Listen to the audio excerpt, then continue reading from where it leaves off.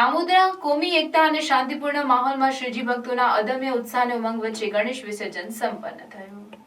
આમોદમાં ભાદરવા સુદ દસમના દિવસે ગણેશજીની પ્રતિમાઓનું વિસર્જન કરવામાં આવનાર છે। આમોદમાં પ્રાચીન ગણપતિ મંદિરે આરતી ઉતાર્યા બાદ ગણપતિ દાદાની દબદબાભેર શોભાયાત્રા નીકળી હતી।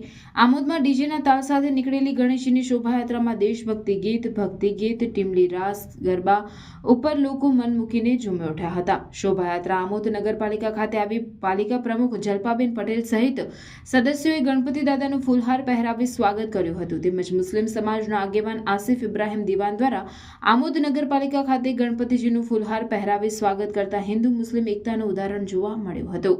આમોદ પોલીસ સ્ટેશને ગણપતિ દાદાને પોલીસ જવાનો દ્વારા વર્ષોની પરંપરા મુજબ સલામી આપવામાં આવી હતી।